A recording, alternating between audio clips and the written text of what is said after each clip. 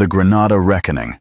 From bankruptcy to helicopter, Audrey Sinclair saw her life shatter as the gavel hit the marble in the silent New York courtroom. Her ex-husband, Marcus Thorne, a man who had built an entire empire on her ideas, smiled smugly when the judge declared her destitute.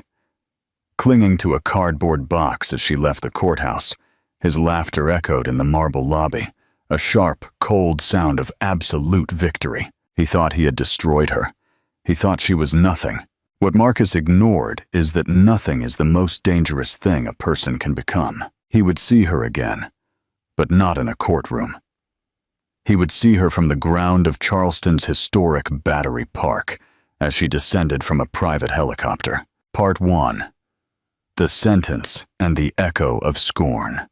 The fluorescent lights of the New York Supreme Court buzzed with a flat, indifferent sound that drilled into Audrey Sinclair's skull. Based on the terms of the prenuptial agreement signed on January 14, 2018, the judge, Justice Thompson, stated, "All assets, properties, and holdings acquired during the marriage are designated as the exclusive property of Mr. Marcus Thorne." Audrey had been his chief strategist. Her mind, her analytics, her astonishing ability to spot market trends 3 steps ahead of everyone else had been the rocket fuel. He was the face, the charismatic closer. She was the architect, drawing the blueprints in silence. The court denies Ms. Sinclair's petition for spousal support. All joint accounts are to be released to Mr. Thorne. The residence on Park Avenue must be vacated by Ms. Sinclair before 6 o'clock this evening. Marcus Thorne, immaculate in a custom suit, leaned back. He did not look at Audrey. He was checking his watch. In the gallery, his new associate, a 22-year-old influencer named Skylar, stifled a theatrical cough. Session adjourned. The gavel cracked, sharp and final. 10 years of her life, erased. Invisible to the scrum of reporters, Audrey walked out, her cheap shoes echoing hollowly on the marble. In her hands, a small archival box, the sum total of her new life. She reached the grand, resonant rotunda of the courthouse. She stopped, needing a single second to breathe, and then she heard it. "Marcus, honey, we're late for the Nobu reservation." Skylar's high, reedy voice. "Plenty of time, babe." Audrey saw his reflection in the heavy glass doors. Marcus was adjusting his tie. He caught her reflection. He saw her, standing there, shoulders slumped, holding her pathetic box. A low chuckle began in his chest. It grew into a full, rich laugh of pure, unadulterated scorn. A laugh that said, "You thought you were my partner. You were only an employee, and now you're fired." They swept past her, disappearing into the back of a waiting Maybach. The laughter hung in the air, echoing off the stone. It was the cruelest sound she had ever heard. The ruin. Audrey walked. She had $400 in a bank account. Marcus had forgotten to freeze, and a mountain of personal debt he had assigned to her during the divorce. She was, for all intents and purposes, ruined. She registered at the Star Hostel in a rough area of Queens, a place where rooms were paid for by the hour. She opened her laptop.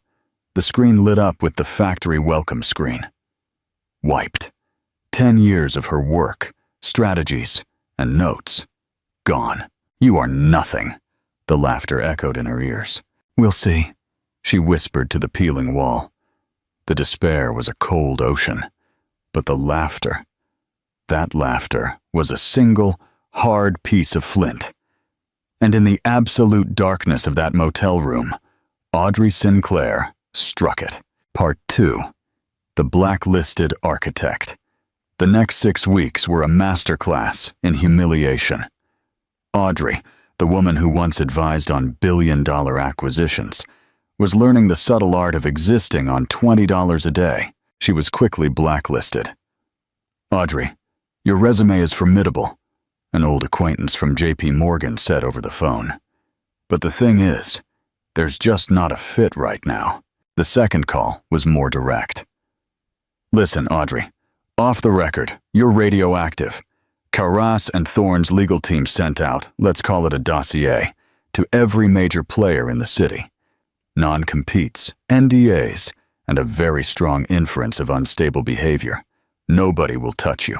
He had not only taken her past, he had stolen her future. The toxic dream. One night, scrolling the news, a glossy photo of Marcus and Skylar filled the screen. They were at the Helios Foundation Gala. Marcus was announcing his new flagship project, the one she had warned him against. Helios Green City.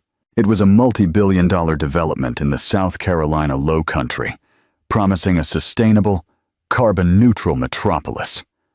The future of urban living, the headline bellowed. Audrey had told him the land was unstable.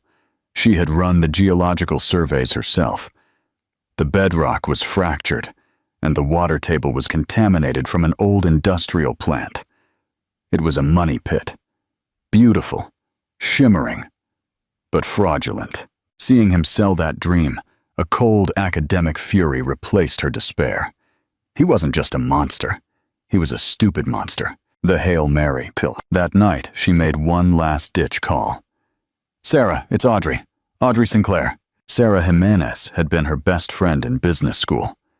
I'm calling to ask for a favor. I need a job. Anything. Sarah, now working for a small tech consulting firm, returned the old familiar warmth, mixed with pity. Audrey, I can't. We're in the middle of a strategic review. We're being acquired. Audrey's heart sank. Who is it? She asked, stirring her instant noodles listlessly. A private equity group, Stryker Investments. Ever heard of them? Audrey's spoon stopped. Stryker Investments. The firm was less a company and more a myth, the boogeyman of the S&P 500. They were rumored to be run by a single, reclusive billionaire of shadows and dust, named Damian Sterling. They were known for two things: an obsession with disruptive technology and an absolute intolerance for fraud. They're acquiring you? Audrey's voice was suddenly sharp. Yeah, the due diligence is insane. They're led by a woman, Evelyn Leon. She's like a Terminator in a pencil skirt. Why? Audrey's mind was moving at its old forgotten speed. The pieces clicked. Stryker. Helios. Marcus.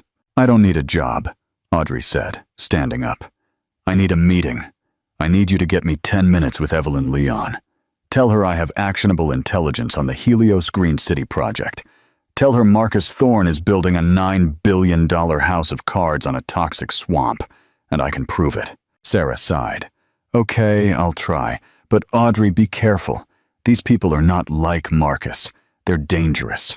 So am I, Sarah, Audrey said, hanging up the phone. She had just forgotten. She looked at the photo of Marcus on her laptop screen. She wasn't crawling back. She was going to burn his kingdom and use the ashes as leverage. Part 3. The Audition in the Sky. 2 days later, an email arrived. The sender was Elion@Stryker.global. The body contained only a time and an address. 10 o'clock a.m. Tomorrow. The Sterling Tower. Floor 45. Do not be late. Audrey spent the entire night in the New York Public Library, fueled by stale coffee. She wasn't just going to present a problem. She was going to present an opportunity. She shredded the Helios Green City prospectus. She cross-referenced the contaminated land data she had foresightedly saved on a personal USB with the current databases of the EPA. She analyzed the bond structures Marcus was using for Phase 2 financing. She found the linchpin. Marcus wasn't just concealing cleanup costs. He was actively falsifying environmental reports to secure green bonds from European investors. It wasn't just a lie. It was wire fraud, securities fraud, and a dozen other felonies. But she went deeper. The fractured bedrock that Marcus saw as a flaw, she saw as a perfect location for something entirely different. Geothermal energy generation. Her presentation was 12 slides, no fluff, just facts, figures, and a conclusion so brutal it was beautiful. The test. At 9:45 a.m., Audrey entered the lobby of the Sterling Tower. A private elevator whisked her silently to the 45th floor. The doors opened directly into the reception area. Evelyn Leon, a woman with eyes so pale blue they looked like ice, waited. "Ms. Sinclair, I am Evelyn Leon. You have 10 minutes. Walk with me." "Mr. Thorne is not just underestimating cleanup costs," Audrey began, her voice steady. "He is actively committing securities fraud by falsifying EPA filings to secure green bonds." Evelyn's pace didn't change. "We are aware. We've known for 6 weeks. His bond issuers in Frankfurt are our partners. We're already positioned to short his stock into annihilation when the news breaks." Audrey's heart hammered. A test. This was the moment. "You're seeing the fraud," Audrey said, stopping. Evelyn stopped and turned, raising an eyebrow. "You're not seeing the opportunity. The fractured bedrock, the high temperature gradient," Audrey continued. "It's a structural nightmare for skyscrapers, but it is a perfect vessel for a closed-loop geothermal energy plant." She held up her laptop. "Helios Green City is a fraud, but the land is a multi-billion-dollar energy source.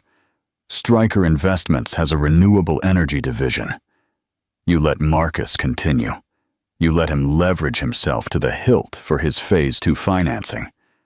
You wait for him to break ground. The moment his excavators hit the contaminated aquifer and the EPA shuts him down, that is when you strike." "How?" Evelyn asked. Her voice a whisper. "You don't just short the stock. You buy the debt. You buy it all. When he defaults, and he will, you don't seize the company.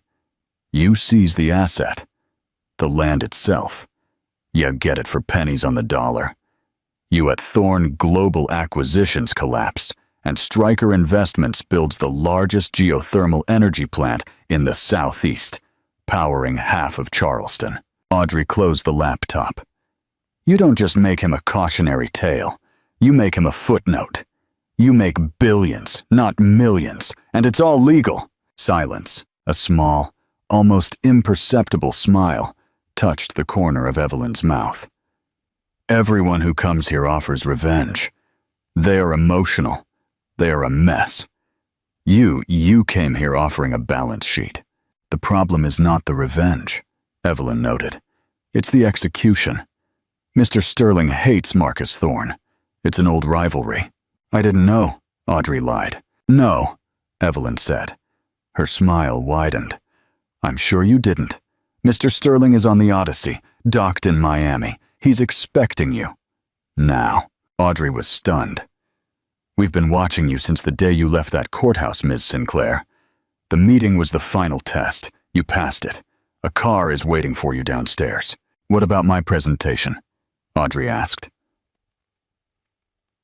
holding up her laptop. "He's already seen it," Evelyn said, without looking back. She was streaming it from her laptop the second she opened it. Audrey walked into the elevator. She had entered as a pauper. She was leaving as something else entirely. Part 4. The confrontation at the port. The black Mercedes S-Class sped through the traffic with the serene indifference of a shark. The car stopped at Pier 59 in Miami. Docked at the end of the pier, dwarfing the other superyachts, was the Odyssey. A 400-foot giant of matte gray steel and smoked glass. Damian Sterling was not what she expected. He looked like a renegade college professor, with an untamed mop of gray hair and wire-rim glasses. But when he turned, his eyes were the most intelligent, unsettling things she had ever seen. "Ms. Sinclair, please sit." His voice was quiet with a slight, unplaceable European accent. "Evelyn is impressed," he said. "Evelyn is never impressed. She thinks you are a scalpel." "I agree." "Do you hate Marcus Thorne?" he asked. "I have a professional disagreement with his business model," Audrey said cautiously. Damian smiled. "Not with me. Let's be clear. I despise him. Marcus Thorne is a parasite. He is a symptom of a disease in our economy. A man who builds nothing, who creates nothing, who only brands. He is a hollow man, and hollow men must be broken. He walked to the window. 20 years ago, I had a data analytics firm. Marcus Thorne, then just a junior VP at a larger firm, handled our portfolio. He deliberately sunk our funding round. He lied to our investors. Then he and his firm absorbed our IP in bankruptcy. He built his first fortune on the bones of my work. Audrey shivered. The laughter. It was the same story. Your plan is excellent. It is intelligent. It is profitable. And it is lethal. But it is missing one thing. You. You are trying to give me the map. I don't want the map, Audrey. I want the cartographer. I'm not offering you a job. I anoint generals in. The geothermal project. It is yours. I am opening a new division. Stryker Urban Dynamics. You will be its president. You will oversee the acquisition of Thorne's debt. You will manage the seizure of the Helios asset. And you will build that power plant. You will not only be the architect of his ruin, you will be the architect of the future that replaces him. What do you get out of this? She whispered. 2 things, Damien said, holding up his fingers. 1. The Helios land is a brilliant strategic asset. Your geothermal plan will revolutionize the energy grid in the southeast. It will make us billions. 2. A dark smile touched his lips. I delight. I see the look on his face when he realizes the nothing he threw away was the only thing that could destroy him. That is my price, Audrey. You must be the one to do it. You must be the face of his reckoning. He won't see me coming, Audrey said, the old fire returning, burning hotter now. Refined. Oh, he won't see you at all. Not until the very end. Damien stood up, extending a hand. It begins today. You are no longer Audrey Sinclair, the victim. You are President Sinclair of Stryker Urban Dynamics. Go to work. Part 5. The Arrival and the Reckoning. The next 18 months were a blur of transformation. Audrey Sinclair ceased to exist. In her place, President Sinclair was forged. She became the primary creditor of Helios Green City. She owned Marcus Thorne. He just didn't know it. Operating in silence, Audrey bought his key debt pieces from banks in Frankfurt, Zurich, and London. She was not just the brilliant analyst. She became the general. The final trap. As predicted, the EPA shutdown hit. Marcus, desperate and over-leveraged, doubled down. He announced a massive black-tie Helios gala to be held at the project's gleaming sales center to woo his final round of investors. It was an arrogant, desperate move to save face. He's throwing a party, Audrey told Damien. He's inviting his friends to his own execution. Send the jet, she said. The night of the Helios gala was a tempest. A furious late-autumn storm lashed the South Carolina lowcountry. The nearby private airstrip was officially closed. Nothing was landing. Then, through the roar of the storm, came a new sound. A low, tearing whistle that grew into an earth-shaking roar. 2 blinding white landing lights pierced the darkness, descending at an impossibly steep angle. The aircraft was a sleek, silver Gulfstream G700, famous for its ability to handle extreme weather. It landed on the flooded strip with a smoothness that defied physics. It taxied right up to the plaza in front of the gala. The music died. The entire party was silent, staring at the apparition. A hydraulic stair ramp deployed. First emerged 2 figures, Evelyn Leon and the closer, the head of Stryker litigation. Then, a 3rd figure appeared in the doorway. She wore a cream-white, double-breasted power pantsuit. No dress, no jewelry, save a simple, elegant watch. Her hair was cut into that familiar sharp bob. Marcus Thorne squinted. His smug smile froze. The champagne glass in his hand began to tremble. "No," he whispered. "It can't be." Audrey Sinclair descended the steps. She did not rush. The wind whipped her suit, but she seemed as unperturbed as the steel of the jet behind her. She walked through the torrential rain, Evelyn Leon and the lawyer flanking her. The glass doors of the gala hissed open. Audrey walked in. She stopped at the foot of the stage, looking up at her ex-husband. Marcus's face had gone the color of ash. The arrogant smile, the confident posture, all gone. He was staring at a ghost. Audrey smiled. It was the smile of a predator who has finally cornered his prey. "Marcus." Her voice was clear and audible in the silent room. "A lovely party. What a shame you're celebrating it on my property." The checkmate. "Audrey, what is this? Some kind of joke?" he stammered, trying to laugh. "That would be me, or more accurately, Stryker Urban Dynamics, of which I am president," she said, gesturing to Evelyn. "What you'll find in the dossier Evelyn is handing out is a detailed debt restructuring breakdown. Mr. Thorne has been in breach of his primary loan covenants for 72 hours. Stryker Investments acquired all those positions." She stepped onto the stage, standing next to the massive, glittering architectural model of the city that would never be. "You sold a dream, Marcus, but you built it on a swamp, and now the note is due. As the exclusive creditor, Stryker Urban Dynamics has exercised its rights. We are not seizing your company. It's worthless. We are seizing the asset. This door, this building, all of it. The deed was transferred an hour ago. You, your investors, and your girlfriend are trespassing on private property." Skylar let out a small shriek and bolted for the door. But I am," Marcus stammered. "Oh, it gets worse, Marcus," Audrey said, stepping closer. The lawyer handed Marcus a thick stack of papers. "Those," Audrey said, "are not from me. Those are from the U.S. Attorney's Office. A federal indictment. Securities fraud. Wire fraud. The undercover UDEF agent you tried to bribe last week sends his regards. It seems fate has a funny way of working out." Marcus finally broke. The arrogant master of the universe collapsed. "Please, Audrey, please, you can't. I'll give you anything. Half. Just call it off." He was begging, on his knees. Audrey knelt to meet his level. She was close enough to smell the fear on him. "I don't want your money, Marcus. I have my own. I want you to remember.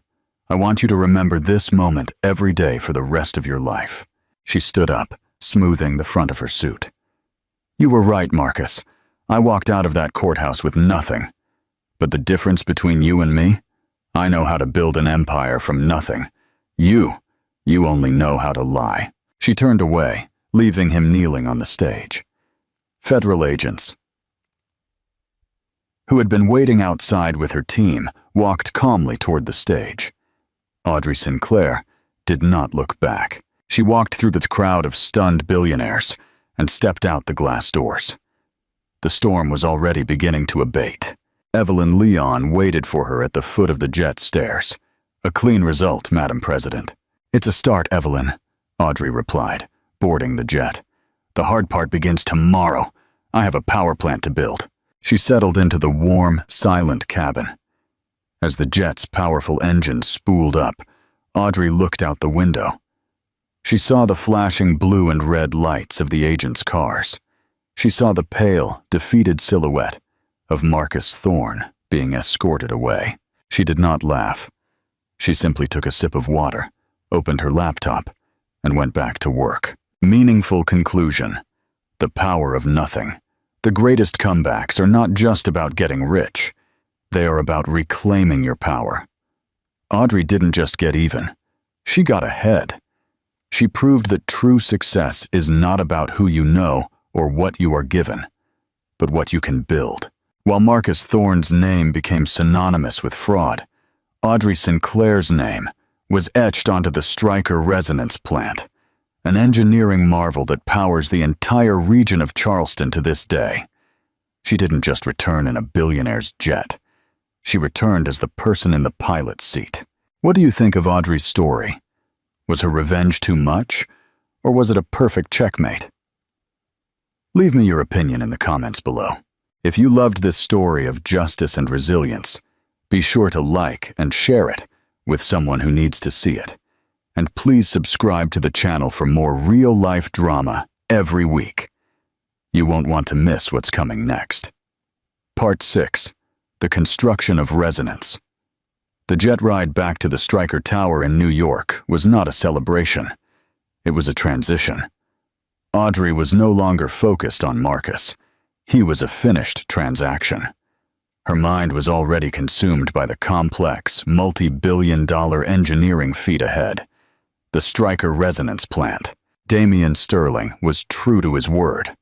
Stryker Urban Dynamics was given unlimited resources and full autonomy.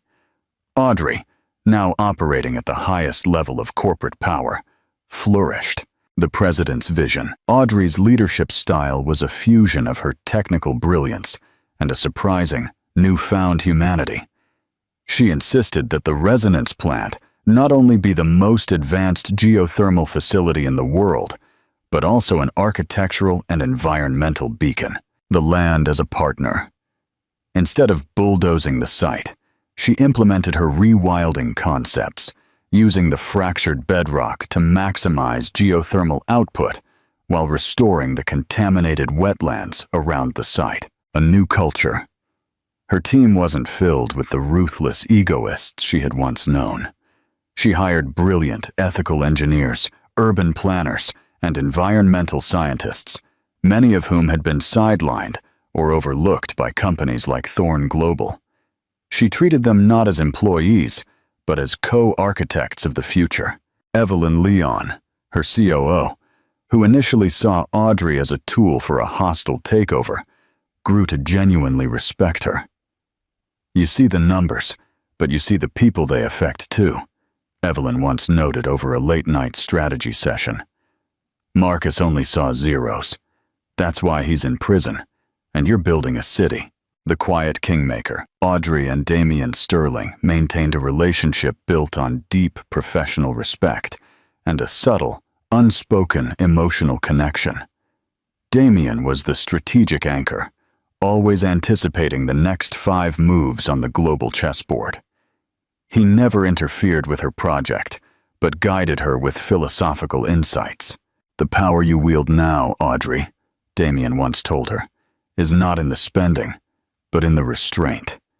Never seek applause, only seek efficacy. Their bond was the most authentic relationship she had ever known, a partnership of equals, focused on creation rather than consumption. Part 7. The Echoes of the Past.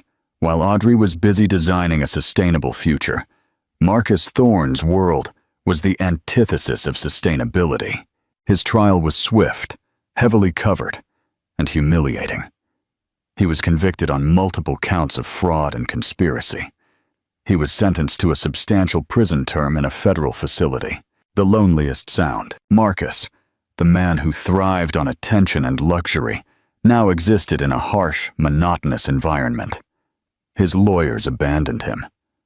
Skylar deleted her entire Instagram history with him and quickly found a new, less federally scrutinized benefactor. In his cell, the only sound Marcus truly feared was the silence. The silence that forced him to confront the simple, devastating truth. He had destroyed his own life, not Audrey's. The geothermal power plant, visible on clear days as a clean, angular structure replacing the toxic swamp, became his daily, visible torment. It was a constant, powerful monument to the woman he had dismissed as nothing, a monument to her superior vision, her intelligence, and his catastrophic arrogance. He finally understood the true weight of her last words. "I know how to build an empire from nothing. You only know how to lie." Conclusion. The new balance. After 2 years of intense construction, the Stryker Resonance Plant went fully operational, providing clean, renewable energy to hundreds of thousands of homes. It was celebrated as a global model for environmental cleanup and innovation. Audrey, now in her early 40s, stood on the newly landscaped grounds, watching the massive turbines turn, a symbol of harnessed, clean power. She had built her empire, fulfilled her purpose, and secured a legacy that would last for generations. She had everything she had lost, and infinitely more. Yet she had also found something unexpected: peace. Her revenge had not burned her, as Damien had warned it might. It had simply been the hard, cold catalyst she needed to clear the path for her own brilliant destiny. Her greatest victory was not Marcus's fall, but the fact that she no longer needed to think of him at all. Her life was too vast, too consequential, to be reduced to a reaction against her past. She had achieved the true goal of power, the freedom to focus entirely on creation. Like and share this amazing conclusion. If you believe that building a better future is the best form of revenge, do you think Audrey and Damien Sterling would ever explore a romantic relationship, given their unique, powerful partnership? Share your predictions in the comments. Subscribe for more stories of justice, resilience, and success. Part 8. The Architect's New World. 2 years after the Stryker resonance plant began humming with clean energy, Audrey Sinclair was no longer just the president of Stryker Urban Dynamics. She was a global figure in sustainable technology. She spent her time collaborating with heads of state and pioneering new projects in Asia and Europe. She had built her purpose, but one element of her life remained in a unique, complex equilibrium: her relationship with Damien Sterling. Their partnership was flawless, a symbiosis of vision, intellect, and trust. He was the anchor of strategy. She was the engine of execution. Yet it was purely professional, guarded by both their past wounds and their mutual respect for boundaries. One evening, after closing a complex deal that secured their next major project in Dubai, Audrey and Damien were having dinner in a private study on the Odyssey. "You handled the negotiations perfectly, Audrey," Damien said, leaning back. "You anticipated their final offer before they did. Marcus taught you well, indirectly." "Marcus taught me about human weakness," Audrey corrected softly. "You taught me about strategic strength." Damien looked at her, his intense eyes softened by the candlelight. "I think you had the strength all along. I just handed you the steel." He reached across the table, not for her hand, but for a simple, uncut piece of amber she used as a paperweight. "I have no more worlds to conquer with vengeance, Audrey. Marcus is where he belongs. The company is secure. The next stage of Stryker requires a new kind of dedication." "Are you retiring?" she asked, surprised. "No," he smiled faintly, "but I'm stepping back from the day-to-day. I need a change of focus. And as for you," he paused, setting the amber down, "I never hired you for your ideas, though they were brilliant. I hired you because I fell in love with your integrity. I saw the raw, uncompromising core of the woman Marcus tried to break, and I wanted to be the one to stand beside that strength." Audrey's breath hitched. She had seen him as a mentor, a strategic partner, but she felt the deep, quiet pull of him, the substance he represented. "I am offering you more than partnership, Audrey," Damien continued, his voice low and serious. "I am offering you balance, a life where you do not have to choose between your power and your heart. I want to build a life with you, where the greatest project is our own peace. I will be your shield, your sounding board, and your devoted partner. Will you accept the cartographer's crown? Not just the presidency of Stryker, but the co-authorship of our future." Audrey met his gaze. She didn't hesitate. She had spent years rebuilding her professional world. Now, it was time to build her private one. "Yes, Damien," she said, a wave of profound certainty washing over her. "Let's build that future." The final stone of peace. 3 months later, News of Audrey Sinclair's engagement to the reclusive billionaire Damian Sterling sent gentle ripples through the global financial community. It was a union celebrated for its power and its quiet authenticity, a true partnership of equals. Meanwhile, back in his maximum security facility, Marcus Thorne received a letter. It wasn't from a lawyer or a business associate. It was a simple, sealed envelope from his financial trustee. Inside was a single photo, the official announcement of the engagement. Marcus looked at the serene, powerful beauty of Audrey, standing beside the man who had meticulously engineered his downfall. He saw the genuine peace in her eyes, the sheer distance between her world and his. He crumpled the photo. He had once looked at a defeated Audrey in a courthouse lobby and laughed a laugh of pure scorn. Now, confined to his narrow cell, the truth struck him with finality. The greatest loss of his life wasn't his company, his wealth, or his freedom. It was the possibility of a love built on integrity. He would spend the rest of his life as the footnote he dreaded, a cautionary tale of a man who traded true partnership for vanity, and consequently lost everything. Audrey, however, was already looking forward. She had built her empire from nothing, secured her legacy, and found her truest match.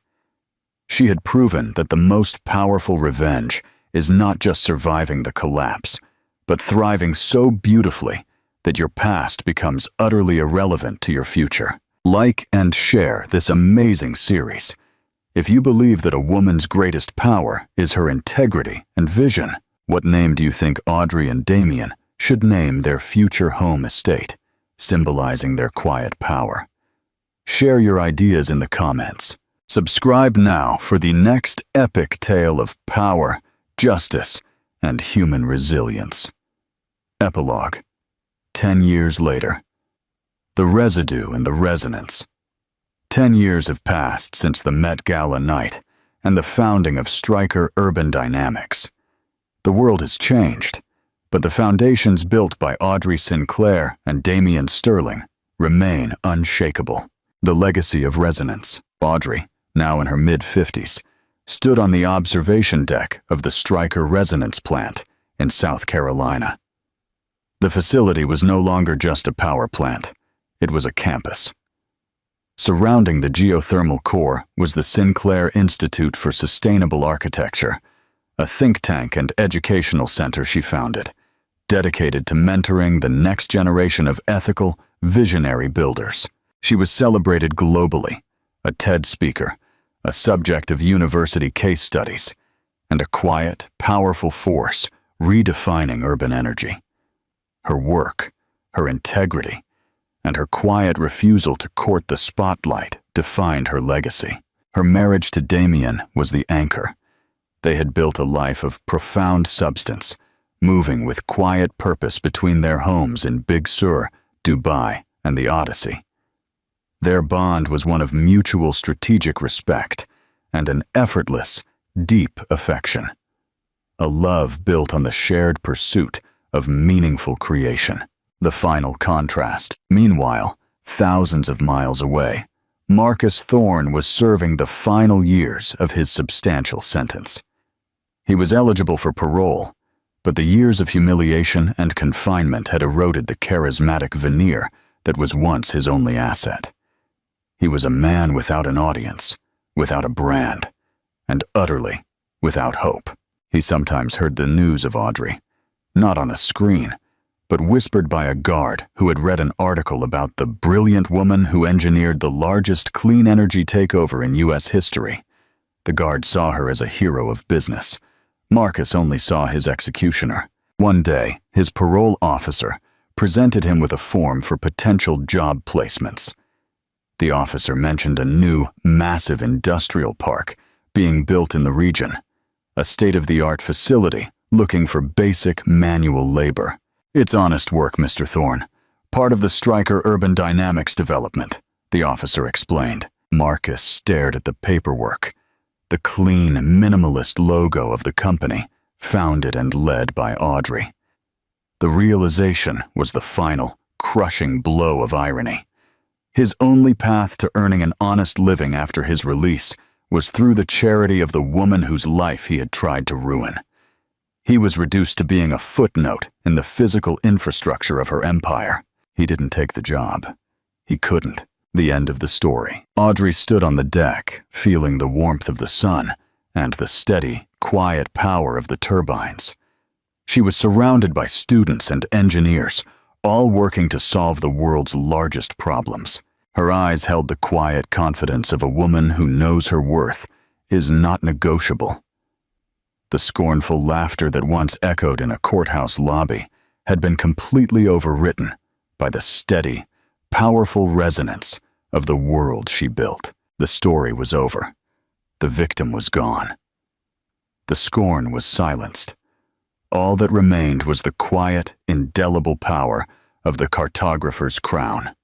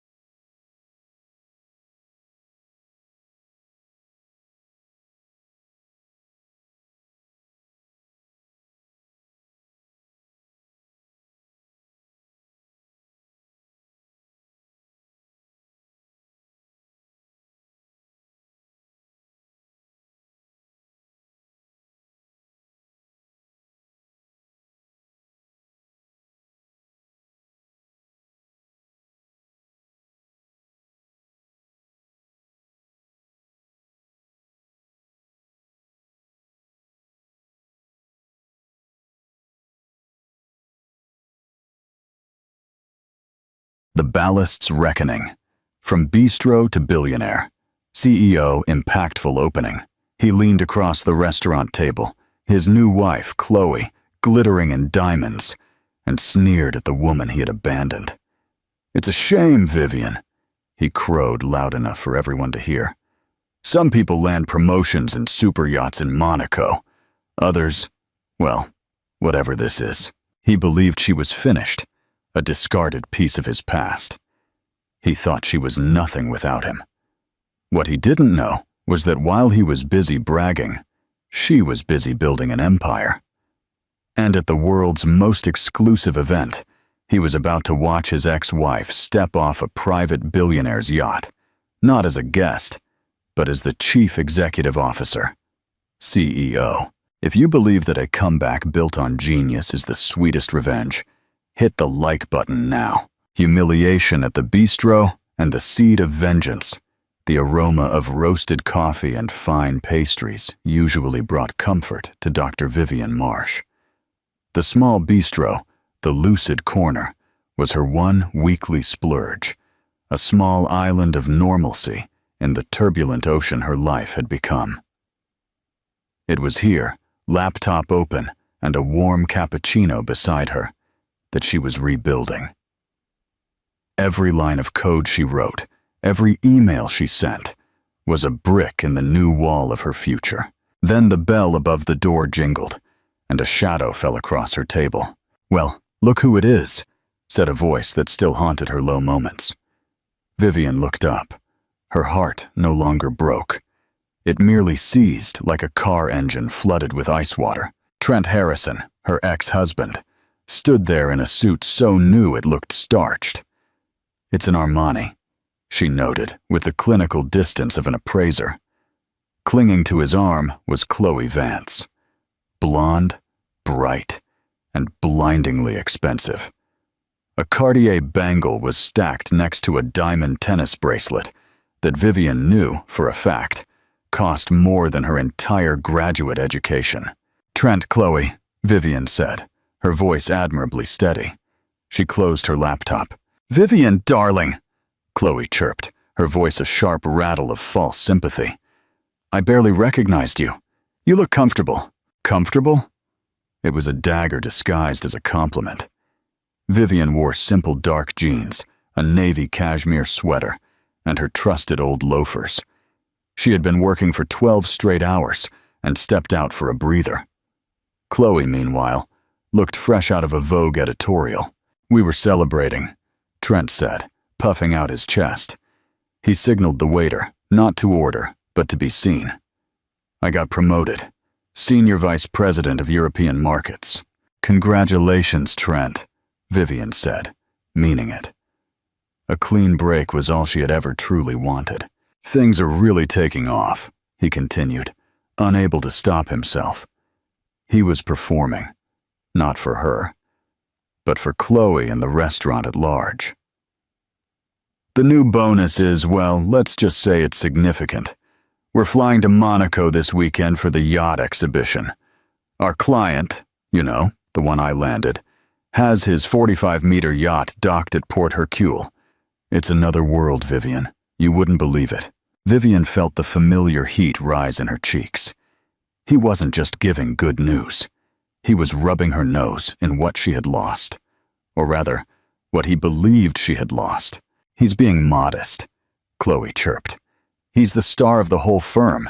Everyone says so." Then she glanced at Vivian's laptop, wrinkling her perfectly sculpted nose. "Are you still, fiddling with that little ocean project? It's sweet that you have a hobby." "A hobby?" Vivian's hobby was a complex schema for an AI-driven, self-sustaining marine filtration system that could, in theory, clear microplastics from coastal waters at 10 times the rate of any current technology. It was the culmination of her life's work, the piece she had put on pause to support his career, the dream she had resurrected from the ashes of their marriage. "It's going well, thank you," Vivian said stiffly. Trent leaned in, his voice dropping to a condescending, confidential tone. "Listen, Vivian, I'm glad you're coping. Seriously, but don't you get tired of this? The little cafes, the trying. When we were married, you had everything. I had your everything, Trent, she corrected him, her voice low but sharp. I'm working on building my own. Trent laughed. It was a short, dry sound of pity. Sure, your own. Look, I know the divorce left you with, well, not much. If you're ever really in a bind, a real one, my assistant can probably find you some admin work. Data entry, maybe. It was the final, calculated cruelty. The offer of charity. He saw her as a broken, pathetic creature to be pitied. A cautionary tale he could tell his shiny new friends. I'll keep that in mind, Vivian said, her spine turning to steel. She gathered her things, leaving a few bills on the table. Oh, and Vivian, he called out as she reached the door. She paused but didn't turn around. Try to get out a little more. You look pale. She walked out of the lucid corner without looking back. The sound of his cackle and Chloe's tinkling laugh followed her into the street. She didn't cry. She didn't scream. She simply walked faster, her mind already back on her schematics. He thought he was watching her drown. He had no idea she was learning to breathe underwater. Interactive question 1. What would you do in Vivian's shoes after that public humiliation? Walk away quietly or confront Trent right there? Comment your strategy. Share this story if you've ever had a ballast moment. From ballast to engine, the birth of Sterling Oceanic. The first month after the divorce, Vivian had lived in a fog. The betrayal wasn't just the affair with Chloe, a junior associate in his department. It was the words he had used. The final fight had been a masterpiece of psychological warfare. I'm suffocating, Vivian, he had shouted, gesturing around the beautiful minimalist apartment, the one she had decorated, the one she had managed while he focused on his career. You have no ambition, he had accused. I'm on a rocket ship and you are ballast. You're just dead weight. You used to be brilliant. Now all you talk about is plankton and ocean currents. It's boring. It's my field, Trent, she had shouted back, her voice raw. It's marine engineering. It's what I was doing when you met me. And now you just tinker, he sneered. Chloe gets it. She's hungry. She understands my world.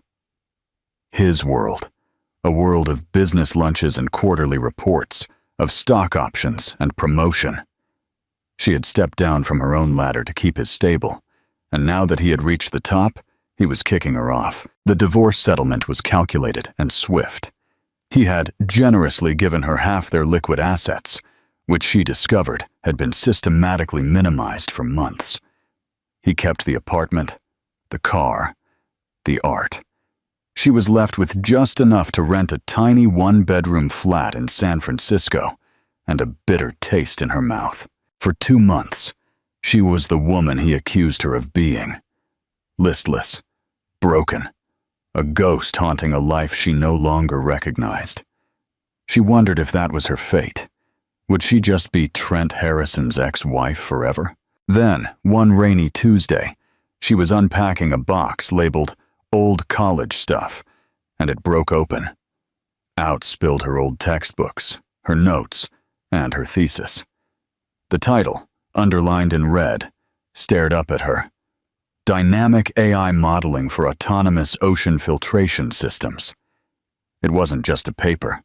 It was her soul. She sold the only valuable thing he had left her, a set of diamond earrings he had given her for their 5th anniversary.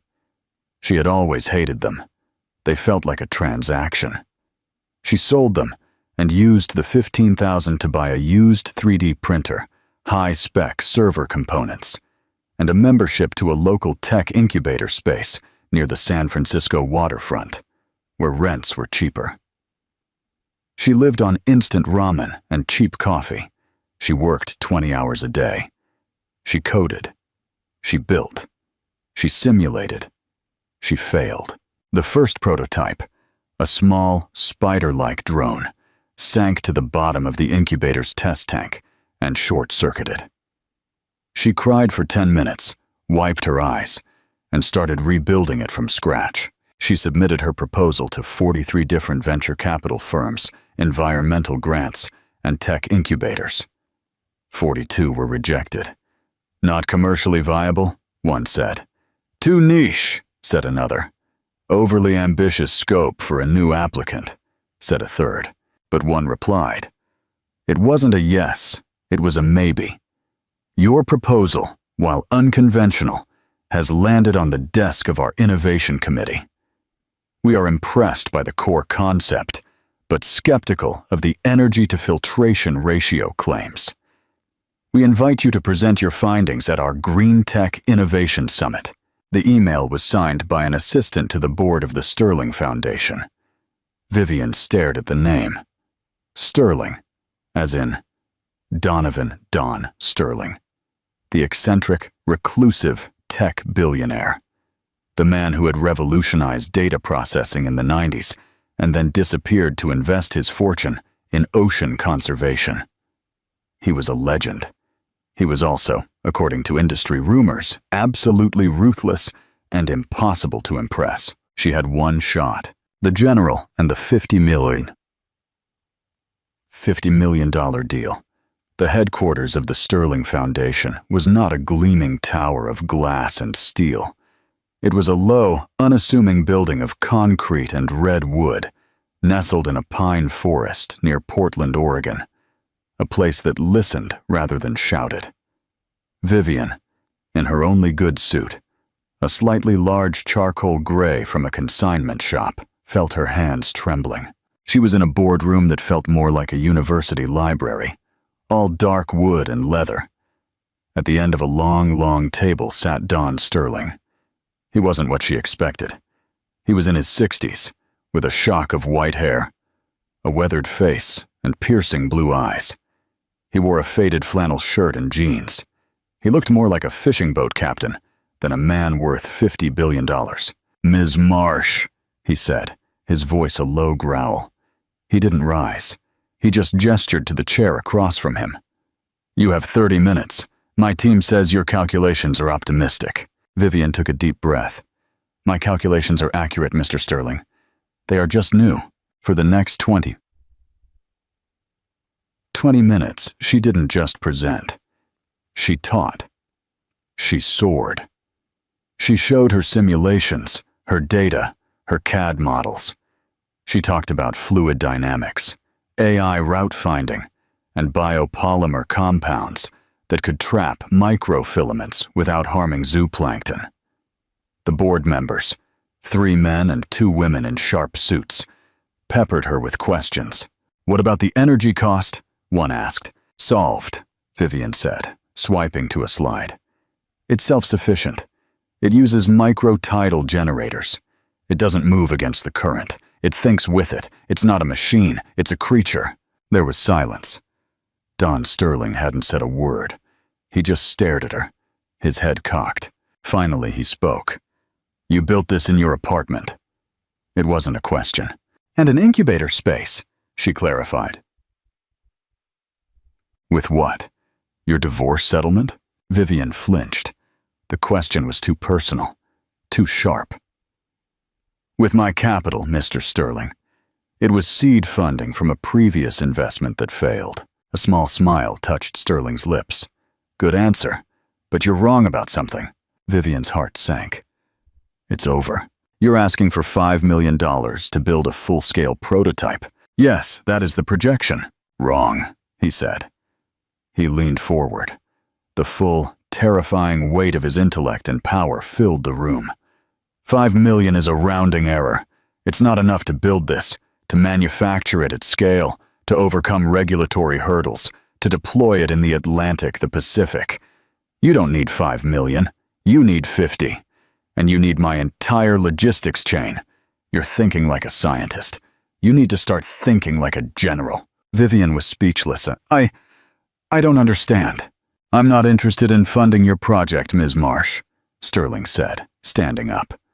The board members scrambled to their feet. Vivian felt the floor drop out from under her. I am interested in acquiring it, he continued, walking around the table. I'm creating a new subsidiary of Sterling Industries. It will be called Sterling Oceanic. We will absorb your patents, your research, and your prototype. We will give you my labs, my engineers, and my ships." He stopped directly in front of her. She had to crane her head back to look him in the eye. "And you," he said, "will be its chief executive officer. No. DEO, effective immediately. Your salary will be significant, but you will answer to no one but me. You will work harder than you have ever worked in your life. You will live on planes and in labs. You will not fail. Do you accept?" Vivian's world, which had shrunk to the size of a one-bedroom apartment and a warm cappuccino, suddenly expanded to encompass the entire globe. She didn't hesitate. She didn't cry. She simply extended her hand. "When do I start?" Interactive question 2. Do you think Don Sterling is only interested in Vivian's technology? Or does he have ulterior motives? What kind of boss will an eccentric billionaire be? Comment your prediction for Trent's reaction when he hears about this. Monaco. The glorious conclusion. The next 6 months were a blur of motion.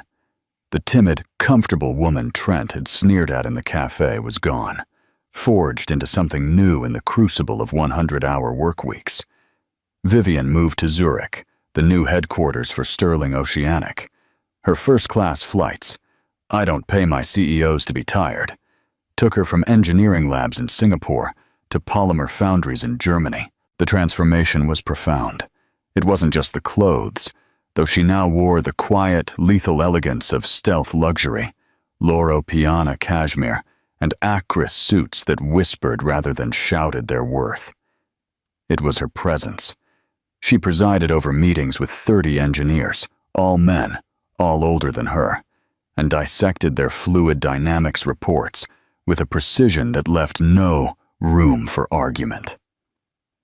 She learned to command a room, not by being the loudest, but by being the most informed. Trent Harrison had faded into irrelevance.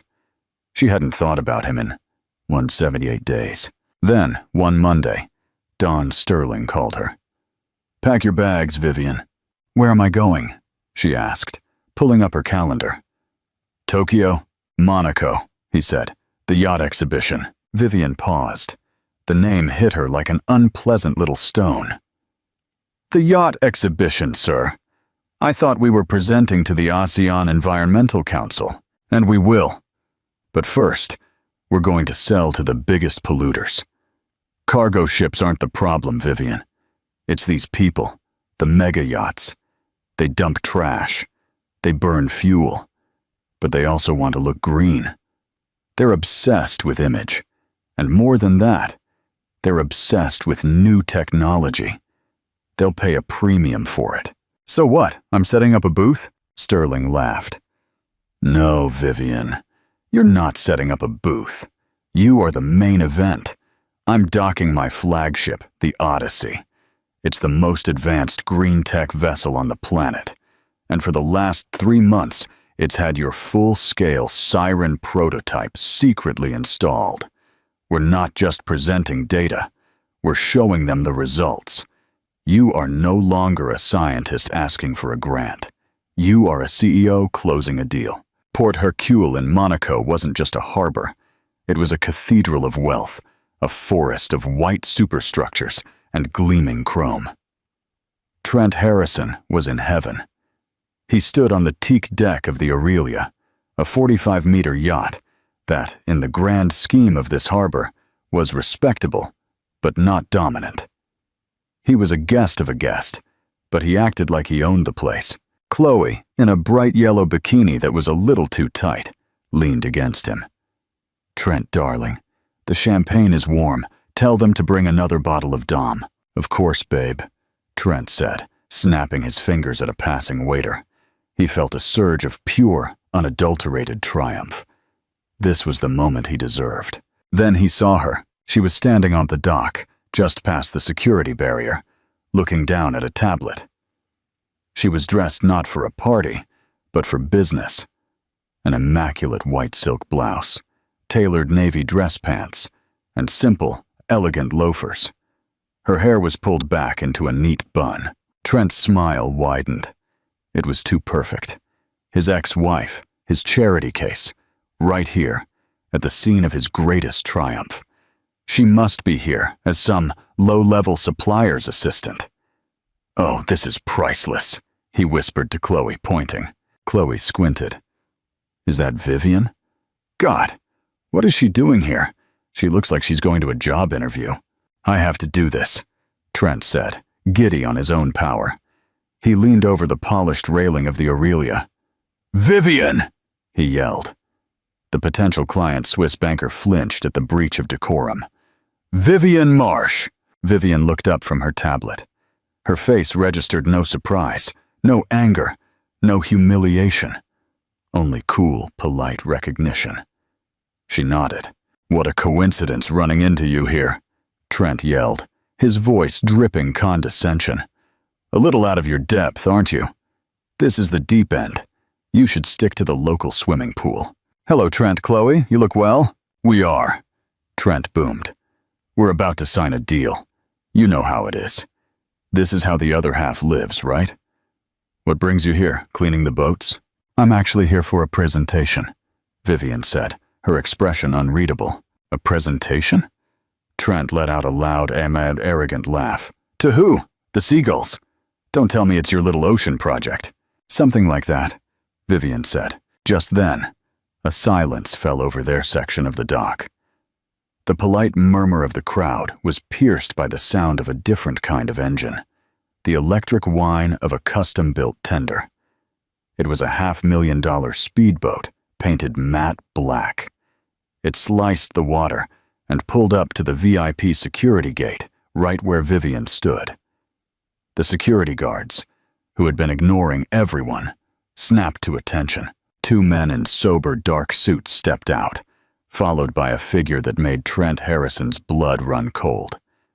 It was Don Sterling himself, the single most powerful, reclusive, and respected man in green technology. He was a king, and this harbor was his court. Trent's Swiss banker client gasped. That is Sterling!" Sterling strode onto the dock, saw Vivian, and a warm smile broke across his weathered face. He ignored the stares and the whispers. "Vivian, darling," he said, his voice ringing clearly over the water. "Is everything ready for the demonstration?" Vivian nodded, all business. "Yes, Mr. Sterling. The new filtration metrics just came in from the Odyssey's traverse. They are exceptional." Trent's brain tried to process the words. Mr. Sterling. Vivian. Odyssey. Exceptional. It was an impossible word salad. Sterling grinned. "Told you never to bet against a good idea." Then he gestured to the waiting tender. "After you, Madam CEO. Madam CEO." The two words hung in the air. Trent's champagne glass froze halfway to his mouth. Chloe's perfect smile dissolved, leaving her face blank and slack-jawed. Vivian Marsh, the ballast, the hobbyist, the woman he had offered a data entry job, stepped onto the tender. She sat down, crossed her legs, and just before the boat pulled away, she looked up. She made eye contact with Trent. She didn't smile. She didn't sneer. She just held his gaze. It was a look of pure, cold, indifferent finality. The tender sped off, not toward a mid-level ship like the Aurelia, but toward the harbor horizon, where the undisputed queen of the exhibition was anchored, the Odyssey. It was a 100-meter leviathan of sustainable glass and teak, a technological marvel everyone had been talking about, but aboard which no one had been invited. And his ex-wife, the woman he had called boring, was heading to its deck. Interactive question. How do you think Trent will react to those two words, Madam CEO? Is Vivian's victory purely professional success or a personal redemption? Comment your thoughts. We want to hear your deepest analysis. Trent's breakdown and Sterling's cleanup. On the teak deck of the Aurelia, the silence was a physical thing. Trent Harrison was frozen, his arm still resting on the railing, the champagne glass forgotten. "Madam CEO." The two words echoed in the sudden vacuum, replaying in his mind. He couldn't make them fit. The Swiss banker, Mr. Stab, who had until now been the picture of bored politeness, now looked at Trent with a new, terrifying intensity.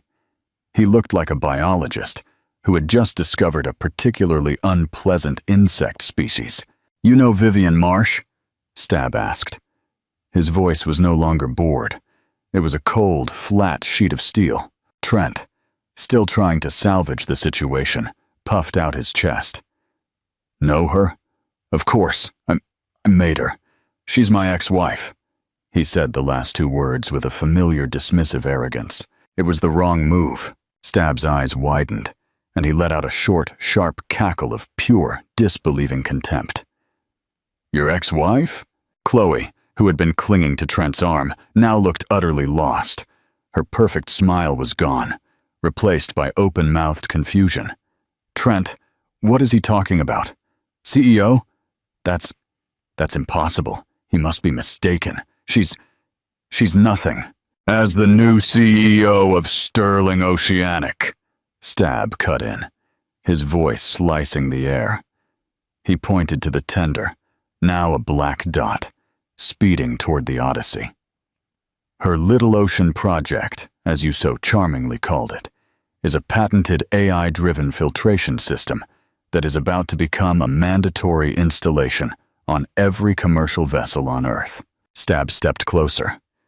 "The new UN maritime regulation, which I am told is being announced next month, is being written around her technology. She's not just green tech, you fool. She's a global tax. She is a one-woman monopoly. Every person in this harbor, every shipping magnate, every cruise line, every one of these yacht owners will be paying her company millions starting next year, just for the privilege of floating."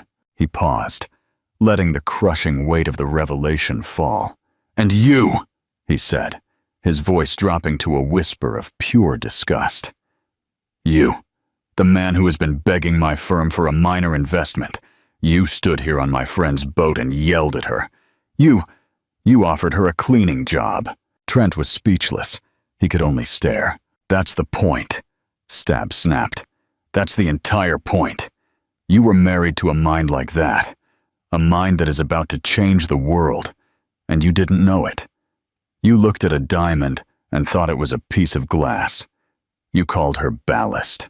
Stab straightened his tie. His face was a mask of finality. "Our meeting, Mr. Harrison, is terminated. My firm's potential investment is also terminated. I don't do business with fools. It's bad for the portfolio. You are an embarrassment, a liability." He turned and walked away. Trent stood there. He looked at Chloe. She was staring at him, her face pale, her eyes wide. The cold swiftness of calculation was evident. She was assessing her losses. "Trent," she said, her voice utterly flat. All the sweet cooing was gone. "Chloe, honey, listen," he began, trying to reach for her arm. It's a complication. It doesn't mean anything." She took a physical step back from his hand, as if it were covered in grime. "You are a fool," she whispered, her voice laced with a venom that chilled him to the bone. "You had her, and you let her go from me." The implication was clear. She herself was a terrible investment, and she was furious at him for making it. "Get me another drink," he snarled, a desperate, pathetic attempt to reassert his dominance. "Get it yourself." She snatched her designer handbag from the deck chair. With one last withering look of contempt, she turned and walked away from him. She headed toward a group of Italian men near the bar who had been watching the entire exchange, a predatory smile already forming on her lips. She was already liquidating her assets and looking for the next host. Trent Harrison was left completely, utterly alone on the deck, surrounded by laughter and music. The champagne in his hand was warm and watery. He looked across the harbor toward the Odyssey, lit up like a floating palace, a beacon of a power he could never, ever touch. He hadn't just lost his ex-wife, he had thrown her away. He had thrown away the key to the entire world. All because he was too arrogant, too small, and too blind to see what was right in front of him. The toast to the currents. On the aft deck of the Odyssey, it wasn't a party space. It was a theater of innovation. The sun was setting over Monaco, casting the super yachts in rich golden light. But here, on Don Sterling's flagship, the lighting was a cool electric blue. Dr. Vivian Marsh stood at the podium. She was not the woman from the cafe. She was the CEO. The problem, Vivian began, her voice perfectly modulated, has always been scale. We talk about cleaning the oceans, but we do it with nets and barges, like trying to empty a stadium with a teaspoon. We have been treating the symptoms, not the system. She clicked a remote. The screen behind her lit up with a dynamic 3D model of the Atlantic Gyre. The siren system doesn't attack. It adapts. It doesn't fight the currents. It thinks with them. It's not a filter. It's an AI-driven autonomous marine ecosystem. She displayed the results on a screen from the Odyssey. The ship had been deliberately following a cargo route. "This is the water we took in," she said, showing astonishing levels of microplastics. "And this," she said, her voice dropping, "is the water we released." The pollutant numbers were 0, all of them. But a new meter had appeared. Oxygenation and phytoplankton viability. Both were up 15%. A gasp, a collective intake of breath, swept through the crowd. "We are not just cleaning the ocean," Vivian said, her voice ringing with the unbreakable conviction of truth. "We are healing it. The S-1000 is not a cost. It is the future of maritime viability. It is the price of admission to a planet no longer willing to wait." She paused. "The new UN maritime regulation, which my team and I helped draft, will be presented next month. A system like this will not be optional. My team at Sterling Oceanic is now taking pre-orders for the first wave deployment." The next hour was a blur. Vivian secured letters of intent and firm orders, totaling over $900 million. She finally made her way to the bow, seeking a moment of silence. Mr. Stab was the first to reach her. "I must apologize. Your vision, it is magnificent," he told her, his face flushed. The Greek magnate, Stavros, yelled over his shoulder, "I want 20 units. I'll pay a 50% premium for expedited delivery. We'll retrofit my entire fleet." She handled it all masterfully. She was precise, charming, yet not warm. Brilliant, yet not arrogant. She was, in every sense, the CEO. She ascended the private spiral staircase to the Odyssey's top deck, a space reserved for only 2 people, Don Sterling and his CEO. "I'd say that went rather well," Sterling said, his back to her. $900 million in one afternoon, Vivian mused, a tired but genuine smile on her face. "Not bad for a day's work, Madam CEO." He finally turned to her, his blue eyes sharp in the twilight. "You handled that distraction well today." Vivian flushed. "The distraction, sir? You mean Trent Harrison?" "Your ex-husband. I watched the whole thing from the tender. He was loud and spectacularly wrong. I apologize. I promise it will never ever happen again." Sterling held up a hand. "Vivian, stop. You do yourself a great disservice to apologize for his failure. You have nothing to regret." "I don't understand how he was here," she said, shaking her head. "His firm, Harrison and Associates, is not at this level." "Ah, yes. Harrison and Associates, mid-tier financial services, ambitious but over-leveraged," Sterling said, sipping his water. "I bought them 7 months ago." The air left Vivian's lungs. You bought Trent's company?" "Correct. It was a distressed asset. I absorbed their portfolio to get a hold of some of their biotech holdings. Harrison and Associates was just part of the package." "Then, you knew?" "I knew of him," Sterling corrected. but I asked my head of compliance to do a deep dive. Standard procedure. When you were being considered for a senior executive, we checked for possible liabilities. Turns out, Mr. Harrison is not just an arrogant fool, Vivian. He's a thief. A thief? She whispered. First, from you. My audit found he'd been filing benefits claims for a spouse he divorced 6 months prior. He was still claiming you as a dependent on his health plan. That's fraud. And then he stole from me. His expense reports were a work of fiction. He was charging client dinners in Portofino and Paris, dinners which, when cross-referenced, were found to be with Ms. Chloe Vance. He was using company funds to build his shiny new life. You acquired my company, Vivian said, the words catching in her throat. Because it was brilliant. Because it was the future. Sterling nodded. It is the single most important piece of marine engineering I have ever seen. You are a genius, and I wanted that genius on my team. That is the only reason you are here. He paused, then allowed a small, cold smile to touch his lips. And it added, as a synergistic bonus, the opportunity for me to do some overdue house cleaning. I don't tolerate parasites in my ecosystem, Vivian. Not in the ocean, and not in my boardrooms. 100 meters away on the public dock, Trent Harrison sat on a cold marble bench. His phone vibrated. It was an automated email from Human Resources. Subject: Employment status. Notification. Dear Mr. Harrison, you are hereby notified that your position as Senior Vice President has been eliminated as part of a strategic corporate restructuring, effective immediately. Your access to all systems has been revoked. Cause for this termination is under review by our compliance department, pending an audit of your expense and benefits history. The phone slipped from his hand. He didn't scream. He deflated. On the deck of the Odyssey, Vivian looked out at the water.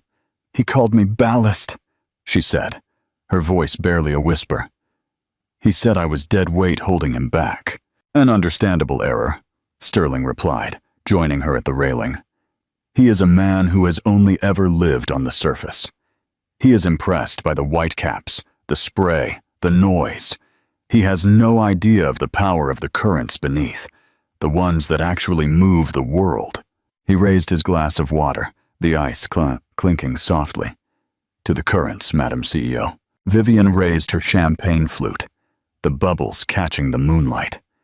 She thought of the code she wrote, the engines she designed, the deep, silent, powerful systems that were at that very moment healing the world. To the currents, she said, her voice clear and strong. Let's turn the tide.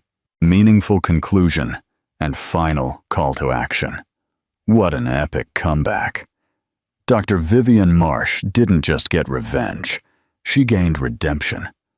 She proved that the person someone discards might be the treasure the whole world is waiting for. Her ex believed she was ballast, but she was the brilliant mind with the power to change the world. He was left with his arrogance, and she was left with an empire. What do you think of this conclusion, and how Don Sterling handled the situation? Do you believe Trent got what he deserved? Leave us your opinion in the comments. We read at every single one. If you loved this story of triumph and poetic justice, hit like and share it with someone who needs a reminder of their own power. And most importantly, subscribe to the channel and turn on notifications. We have a new powerful story coming very soon, and you don't want to miss it. Epilogue. The shifting tides of power were at 4. The final audit and the cold confrontation 6 months after the Monaco Yacht Exhibition. The siren system was not just a marvel, it was a mandatory global utility. Dr. Vivian Marsh, CEO of Sterling Oceanic, was on the cover of Forbes, not for her wealth, but for her influence. She was no longer just a scientist. She was a world builder, steering regulations and technology in equal measure. Meanwhile, Trent Harrison had vanished from the glittering landscape of Chicago finance. Stripped of his job, his reputation, and his significant bonus structure, he found that the world he once dominated was surprisingly cold when he was no longer valuable. Chloe, true to her nature, had left him before the plane even landed back from Monaco, selling her diamond tennis bracelet to afford a first-class ticket out of his life. Trent now lived in a small, rented apartment, his days filled with calls from compliance officers and lawyers.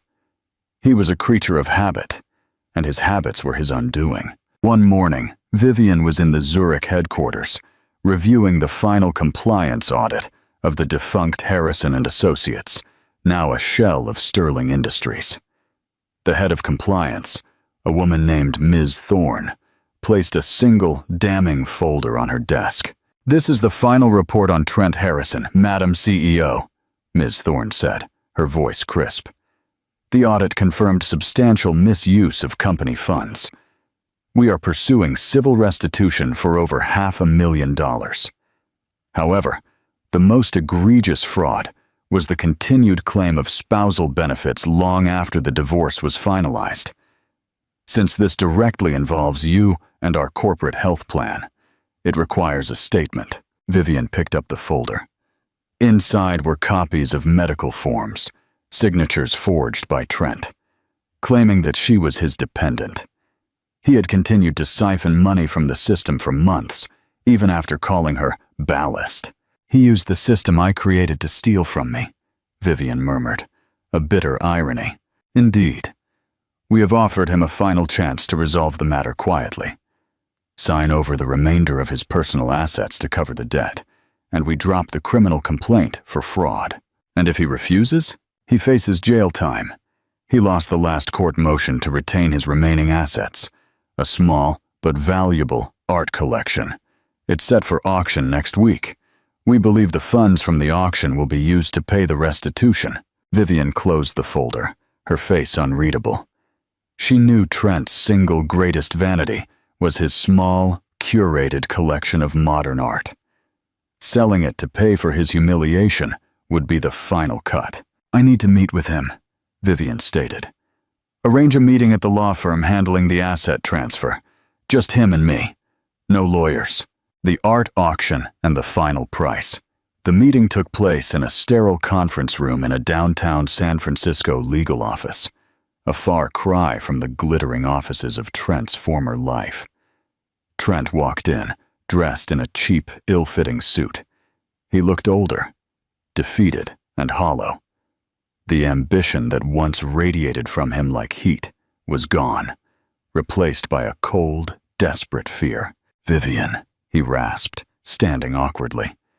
He hadn't seen her since the Monaco dock. Vivian sat at the head of the table, composed and powerful. She wore a simple black suit, an outfit that cost more than his remaining savings, but spoke of competence, not flash. "Trent," she replied, her voice neutral. She slid the final settlement document across the table. "You know why you're here. Sign this, and the civil matter is closed. You forfeit your assets, and the criminal complaint is dropped." Trent stared at the document, his gaze lingering on the line item for the art collection forfeit. "You're taking the art," he whispered. "You know what that means to me." "It means you pay your debt," Vivian said, meeting his eyes. "You accumulated that debt by lying, Trent. Lying to me, lying to the firm, lying to yourself. You stole from the system and you're paying the price." "It was just a few forms, Vivian. Everyone does it. You're the CEO of $1 billion company. You could make this go away with one phone call. You want to ruin me over a hobby?" The word hobby hung in the air, a cruel echo from the past. Vivian stood up, leaning her hands on the table. Her voice was quiet, but it carried the authority of the deep currents she now commanded. "No, Trent, I don't want to ruin you. You did that yourself. But I am here because you need to understand the difference between value and worth." She paused, letting the silence build. "You called me ballast. You discarded the work of my life, the core of my being, as a hobby.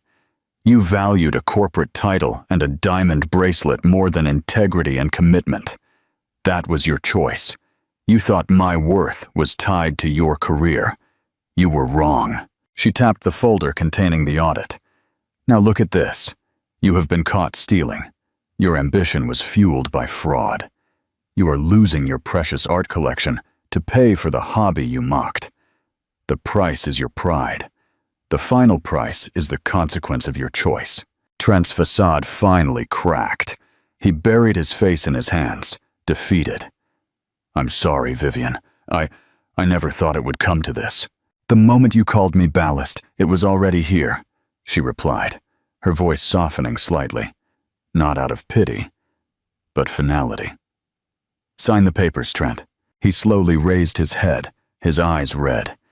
He picked up the pen and with a shaky hand signed his name, officially relinquishing his last tangible claim to his former life. Vivian didn't take the pen. She didn't say goodbye. She simply gathered the signed documents. "Ms. Thorne will handle the transfer," she said. She walked toward the door, paused, and looked back at him. "And Trent," she added, "when you're ready to rebuild, start with honesty, not ambition." Then she was gone, leaving Trent alone in the sterile room to face the full silence of his failure. The curator's gift and the new current. The day of the art auction, Vivian didn't attend. She was in Oslo, signing a landmark environmental treaty. However, she had sent Ms. Thorne with specific instructions. The auction proceeded. The final, desperate vestiges of Trent Harrison's vanity sold off piece by piece to satisfy his debt to Sterling Industries. The final hammer fell. The debt was settled. Later that week, back in Zurich, Ms. Thorne reported the successful transaction. "The money has been returned to Sterling Industries, Madam CEO. Your instructions regarding the Ames Denton bronze were followed." "The small wave?" Vivian asked, recalling the piece. A simple, elegant bronze sculpture of a breaking wave that Trent had always called too subdued. "Yes, it was purchased, as requested. It is now registered as an asset of the Sterling Foundation." Vivian smiled, a quiet, knowing smile that reached her blue eyes. "Good. Have it delivered, not to my office, but to the Southport Marine Science Center in Maine." Ms. Thorne raised an eyebrow. "Is that a donation, Madam CEO?" "It's a gift, Ms. Thorne," Vivian clarified. "It's a small piece of art for the children's study area. It should be placed next to the tidal pool exhibit, a constant reminder that the true power of the ocean is not in the size of the waves, but in the strength of the current beneath them." Vivian turned to the panoramic window of her office, overlooking the vast, technologically advanced testing facility of Sterling Oceanic. She wasn't standing on the deck of a yacht, but on the bridge of a global movement. She had achieved more than revenge. She had achieved vindication. She had turned the ballast of her own life into the foundational material for the world's future. Her story was complete. Not with a diamond or a title, but with the quiet, powerful knowledge that she had chosen integrity, and integrity had ultimately won.